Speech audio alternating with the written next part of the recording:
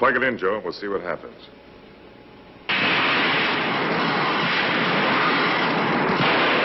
And welcome back, everybody. What have we got today? Well, you've seen two of these before. It's an AWA Champion 5. This one's another brown case. 527 MA is the model, 1950 to 52.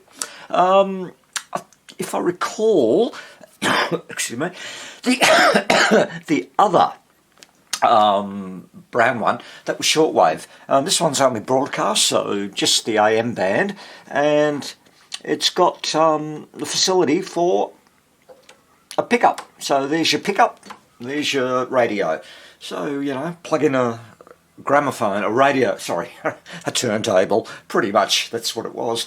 And, I mean, it's dirty, a bit of dust, but the speaker looks in tip-top condition, and the case, as far as I can tell, is all complete. So, okay, missing the power plug, that's okay. And I'll tell you what, oh, there's something in the back, I didn't notice that. I think somebody's worked on this. Let me get a screwdriver and we'll open it up together and see what's in there. Okie dokie. Love opening these things up. You never know what you're going to find.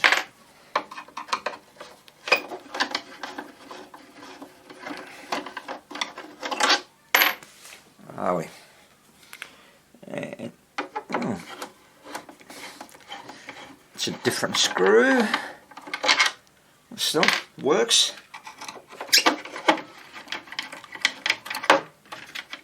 Okay. Anything else holding it in? No. And, well, looks nice and clean. What have we got here? Yep, we have a schematic. And, oh, come out. So it is, yeah, from what I can see, pardon me, AWA Radiola 527 MA 1950, and that is the exact same schematic I've got on my PC. Oh, nice, and all the components are on the back. Super duper. All right. Always comes in handy. I'll put that with the rest of my printed schematics. So what have we got? Whatever. 6AR7, that one. 6V6, 5Y3, and a little 7 or 9 pin down there. And of course, great big whacking electrolytic can there. Alright, I'll get it out of the case now, since we've seen what the Lucky Dips had to offer us, and we'll have a look underneath. Those screws are all out, and let's slide it out. Oh god, I forgot about those things. We're going to clear it. Sort of. Just put that on my lap. Get that case out of the way. Alright, and let's have a look underneath. And yeah, okay, partially recapped. One of the filter caps is in place, cathode bypass right there. I can see 25 microfarad at 40 volts. And then there's the other cap can, and I'm trying to locate it. Where the hell is it? Oh yeah, okay. So it's right down there. And yeah, that's still in circuit. So that'll come out, and we'll change those caps there, and it should be going. Anyway, I'll power it up, and this thing probably works. Probably. Again, don't want to jinx myself, but you know. Anyway, yeah. I'll hook some power up, and we'll run our normal tests.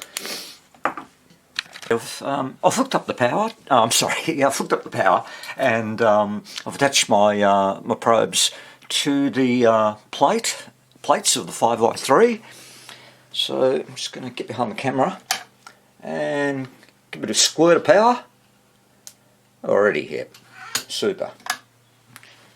That's cool. And just get these clips off. And what do I want? 5 volts. And that's, I can see the red wires. I think, yeah. That will be the cathode and, well, the heater anyway. So, you can still see the multimeter. Alright, bit of power. Yep, all good. All good. Alright, I'm curious. I know, I don't like doing this, but powering it up too much, but I'm going to see if the rectifier works, and we'll just tap off that filter cap. Can't see it's going there from what I can tell, and you can't see. So yeah, I think that's right. Let me just double check. Yeah, that definitely negative side. So, alright, let's give it some power.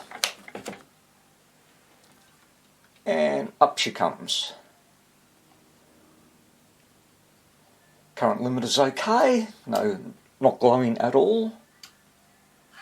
And I should turn the variac on. Here we go.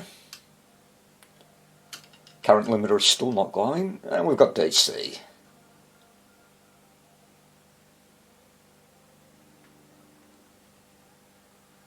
So I'm at 187 volts of mains, and I'm standing well to the side of the chassis in case something decides to go pop.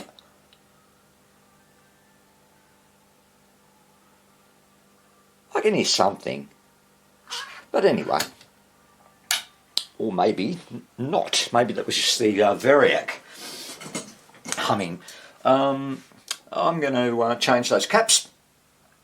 And did I have the volume up? Probably not. And we will see what happens and then give it a full power test, and I'll feel more comfortable with new filter caps in there. Actually, before I do that, what we haven't done is I haven't tested the speaker. So there's a mess of wires here, but the input side of the output tranny is, what's that, brown and blue. And there's a blue wire and there's a brown wire. Okay. Let's see if it's going to sing. Brown or blue, where's brown? Oh yeah, here.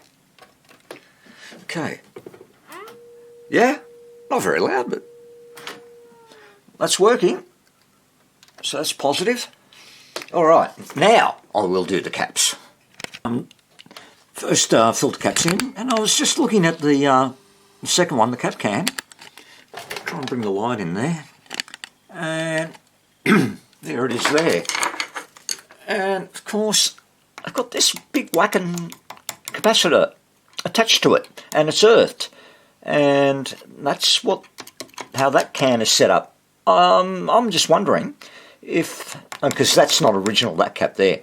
And I just suspect at this point that whoever's done a partial recap has put in another 8 or 16 microfarad cap, and they've just attached it straight into the existing cap can and left the cap can in circuit.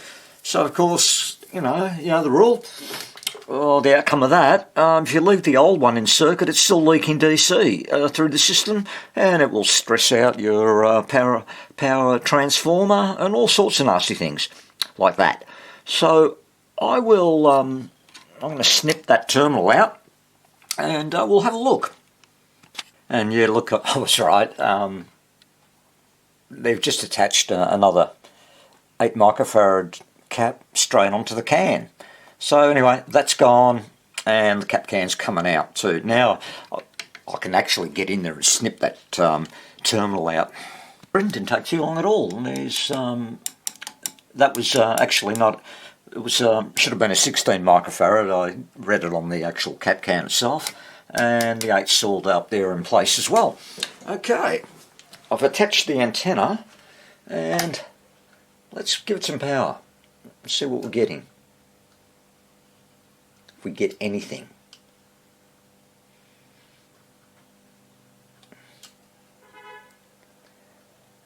That's about 216 volts, which should be more than enough to get some sort of signal. Magpies, we collect shiny things and we put them in our That nest. took a while. And sometimes the shiny things are from us, where we're like, oh, look, I have something, I did something, I'll put that back. Also, there is... Yeah, I didn't think that was going to work, and I mean, I don't think it was what I did. I just think the valves took a while to wake up. Originally, I wanted... Trying to get other stations, and experiences as fiction, and that gave me that safety to be able to remove myself from it, and that then is, slowly where are we? I forayed into memoir. Okay. And debate, isn't it, about trickle-down economics? So it's picking up the low band very, very well. Go up to the high end of the band. That's an iconic moment we've got Pittman poured a handful of sand. I know I'll get the Greek station for sure. I think.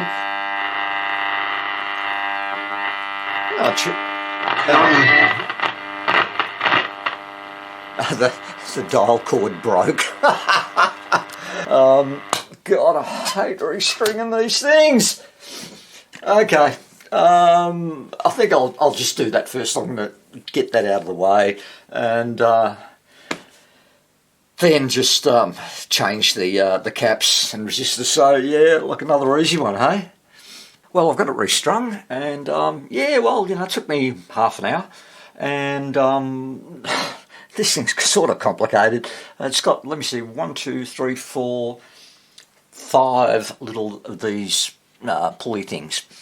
And when I mean, what you want with these radios, of course, if you're brand new at this, of course, when you turn your tuning dial to the right, I expect it to go, well, okay, turn it down, just put it on its side. Oh, there we go. So, when I turn, you can't see. So yeah, we turn it to the right, and the dial pointer goes right and left. So initially I had it going it was going the opposite direction. I'm turning right, it's going left. And what I generally find, the mistake happens to lie in the way on the dial shaft itself, how you wind the cord around. It's either you wind it clockwise or anti-clockwise. So if you get it wrong, and it's going the opposite direction that you want it to, rewind it anti-clockwise around that. And normally what I do is I secure it without, it's not a permanent knot or anything like that, and I just find some way or method to hold it in place and provide the tension, so that when I do get it right, then it's just a simple matter of undoing that and tying proper knots. And also I just add a dab of super glue onto the knot, and it's pretty much secure for, well, you know, the next 50, 60 years, one would hope anyway. So anyway, I'm going to get stuck into those pulleys, and let's get this thing going properly. Well, I found an issue. I was looking around the caps that I was going to change, and notice there's this great big fat cap here, and as you can see, ooh, no you can't, it's just floating. I've got a floater. And I thought to myself, oh shit, where does that go? Anyway, it's a 0.47, so it's a fairly hefty cap, excuse me, for a pulley. And this is what I first did. Generally with these sort of things, I sort of move it around as to, well, where was it likely to be connected to? And you probably can't see it, but where's my flashlight? it does fit neatly onto the earth. And I thought, well, you know, that's not uncommon, as you can see right there. And I thought, well, okay, where does the other end go? And, you know, I traced it, and it traces out to this orange wire here. So, what's that? That's a plug, positive and negative, and that is, I haven't found out what it is, but, so it's not a guessing game. That's the extension speaker socket, and the two above it, and they've got to be for the pickups, for the turntable. So, went to the schematic that was kindly left here, and it's hard to make out the the numbering on the caps, but I've got a better schematic on the PC, and I found out, there it is right there, it's C37. And that's not listed as a 0.47, but as a 0.5, and it's the only one in the circuit. And that goes to the extension speaker. And of course, where does it connect to? Well, it connects up to that cap there, but most importantly, connects to the plate of the 6v6, and that makes sense. So it's got to get rid of all that nasty, any residual DC voltage that's on the plate, and not send it to the speaker. So that problem is solved when I'll change that cap, certainly. But I just wanted to show you, and I mean, when I see caps just, you know, hanging, and one end's not connected, you know, I go, oh shit, where does that go, you know? And in this case, I was lucky, because it was a unique cap, but it was like a 0.01 or a 0.047, and there's like tons of them around here, I'm sure. Then you've really I've got a job tracing it, that's for sure.